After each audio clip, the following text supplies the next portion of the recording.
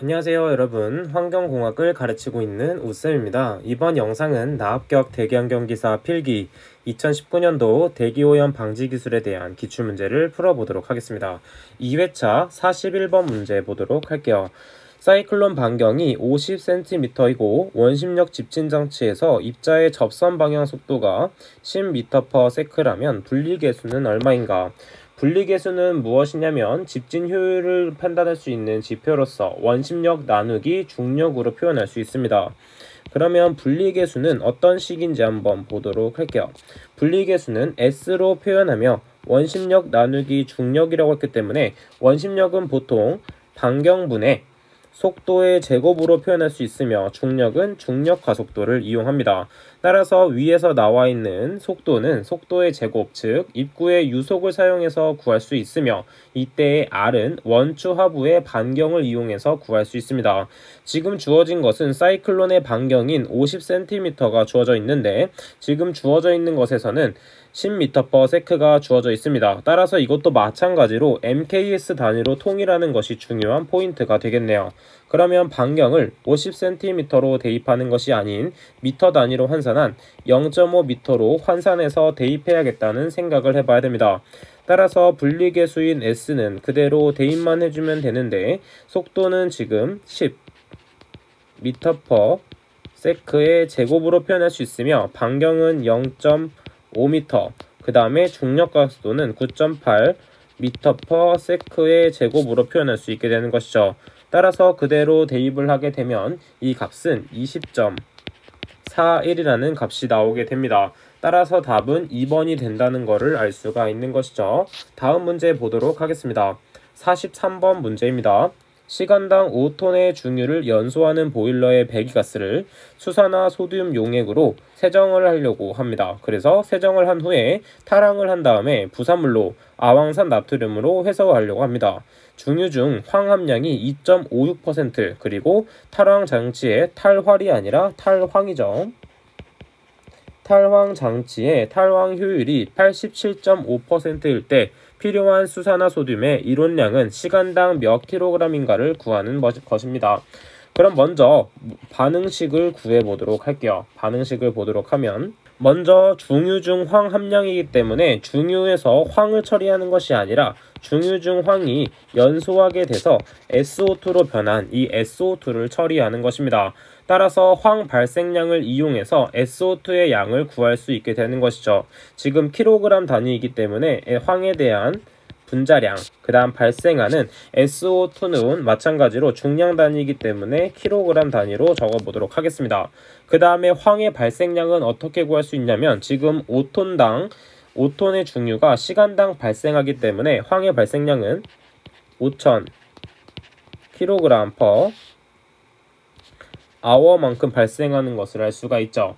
그 다음에 보게 되면 얼마만큼이 함유되어 있냐면 2.56%가 함유되어 있기 때문에 황은 100분의 2.56만큼만 함유되어 있습니다. 이것이 바로 황 함량, 즉 S 발생량이 되는 것이고 그때 발생하는 SO2를 구하기 위해서 X를 놓고 비례식을 세워서 대각선으로 계산을 하게 되면 X값은 무슨 값이 나오냐면 256kg/h라는 값이 나오게 됩니다. 자, 그럼 이것을 이용해서 수산화 소듐으로 세정을 하려고 합니다. 그래서 두 번째 반응식이 필요한데 두 번째 반응식은 SO2가 무엇과 반응을 하냐면 두 개의 NaOH와 반응을 해서 어떤 물질로 처리가 되냐면 Na2SO3와 물로 변하게 됩니다. 자, 그러면 이때 필요한 수산화 소듐의 양을 구하는 것이기 때문에 SO2의 분자량과 수산화 소듐에 대한 분자량을 이용해서 비례식을 세워주면 됩니다. 따라서 SO2의 분자량은 64kg이었고 수산화 소듐의 분자량은 40인데 몰이 2몰이 존재하기 때문에 2 곱하기 40kg이 되겠고 SO2의 발생량은 위에서 구한 것처럼 256kg/h입니다. 하지만 이때 중요한 것은 탈황 장치의 탈황 효율은 100%가 아니라 87.5%이기 때문에 87.5%에 해당되는 것만 제거를 할 수 있는 것이죠. 따라서 0.875 곱하기 256kg/h가 되는 것입니다. 그때 우리가 궁금한 것은 수산화 소듐이 필요한 양이기 때문에 y값을 놓고 계산을 해보면, 따라서 우리가 구하고 싶은 y는 대각선으로 곱해서 계산을 하게 되면 280kg/h라는 값이 나오게 됩니다. 해당 반응식은 많이 나오기 때문에 첫 번째 반응식과 두 번째 반응식은 반드시 암기를 해야 되는 반응식입니다.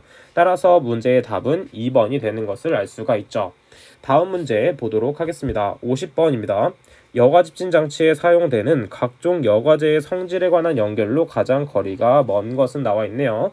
지금 보게 되면 목면, 데빌론, 비닐론, 카네카론, 글라스 화이버 등에 있는 것이 여과포의 종류 및 특성에 많이 나오는 것입니다. 일대 목면은 내산성에는 불리하지만 지금 내알칼리성에는 약간 될 수도 있고 안 될 수가 있는 부분이 있고, 사용 온도로서는 80도에 해당됩니다. 따라서 목면은 지금 산에 대한 저항성이 양호하지 않으며 150도씨가 아니라 80도씨라는 것을 알 수가 있죠. 해당 부분에 대한 내용은 해설 부분에 있기 때문에 교재를 통해서 밑에 있는 종류 및 특성을 암기해주면 되겠습니다. 따라서 답은 1번이 된다는 거를 체크하고 넘어가 보도록 할게요. 자, 지금 4회차 기출문제인 42번 문제 보도록 하겠습니다. 각 집진장치의 특징에 관한 설명으로 옳지 않은 것을 찾는 것인데, 1번 먼저 보도록 할게요. 여과 집진장치에서 여포는 가스 온도가 350도씨를 넘지 않도록 하여야 하며 고온가스를 냉각시킬 때에는 산노점 이하로 유지해야 된다고 하였습니다. 이때 여과집진장치에서는 여포는 가스 온도가 350도씨가 아닌 250도씨가 넘지 않도록 해야 되며 산노점 이하가 아닌 산노점 이상으로 유지해줘야 됩니다. 자, 이때 산노점이란 무엇이냐면 산이 이슬로 맺히는 온도로서 산노점 이하가 되게 되면 산이 이슬로 맺혀서 부식이 촉진화됩니다. 따라서 부식이 촉진화되면 금속 등이 부식이 되면서 이 여포의 구멍을 막게 돼서 집진 효율이 떨어지게 되는 것이죠. 그래서 이 산노점 이상을 유지하는 게 중요 포인트가 되겠습니다. 따라서 답은 1번이 된다는 것을 체크해 줄 수 있는 것이죠. 다음 문제 46번 문제입니다. 탈항과 탈질 동시 제어 공정으로 거리가 먼 것은 나와 있는데 1번을 보게 되면 바로 중요한 SCR 공정이 나와 있습니다. SCR 공정은 무엇이냐면 낙스만을 처리할 수 있는 공정으로서 촉매를 이용해서 처리함으로써 효율이 높은 탈질 방법입니다. 따라서 2번, 3번, 4번은 동시 제어가 가능하지만 이 SCR 공정은 낙스만 처리한다는 것을 암기해주면 되겠죠.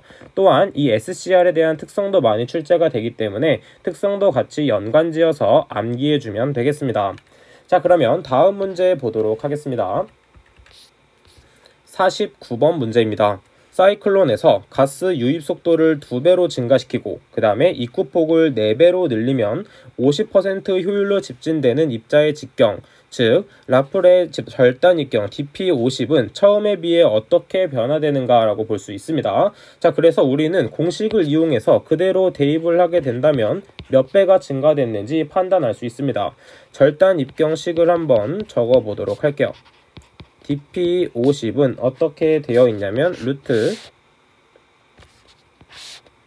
분모에는 무엇이 들어가냐면 분모에는 2파이 그 다음에 유회전수 곱하기 유속 곱하기 로피 마이너스 로가 들어가게 되고, 분자에는 9 곱하기 점도 곱하기 폭이 들어가게 됩니다. 자, 그러면 얼마큼씩 집진이 증가됐는지, 자, 그러면 얼만큼 변하게 되는지 한번 보도록 하겠습니다. 지금 보게 되면 유입 속도는 분모에 위치해 있고 그 다음에 폭은 분자에 위치해 있죠. 따라서 이때 어떻게 대입해야 되냐면 지금 유속은 2배로 증가시켜야 되기 때문에 2V로 대입을 해주면 됩니다. 그 다음에 폭은 4배로 증가되었기 때문에 4B를 대입하면 되는 것이죠. 따라서 다른 인자는 변하지 않고 지금 변한 부분은 2와 4이기 때문에 2만큼 변하게 된 것입니다. 하지만 전체 루트가 씌워져 있기 때문에 기본 부분에서 루트 2배만큼 증가했다는 것을 표현할 수 있겠죠. 따라서 처음에 루트 2배 정도 증가한다는 것을 알 수가 있습니다. 답은 2번이 된다는 것을 체크해 주면 되겠습니다. 넘어가도록 할게요. 51번 문제입니다. 51번째, 전기 집진 장치의 장애 현상 중 2차 전류가 현저하게 떨어질 때의 원인 또는 대책에 관한 설명으로 거리가 먼 것을 고르는 것입니다. 2차 전류의 현저한 저하는 원인으로서는 먼지 비저항이 너무 높거나 입구 분진 농도가 클 경우 발생하며, 대책으로는 입구 분진 농도를 조절하거나 조습용 스프레이 수량을 증가하는 방법이 있습니다.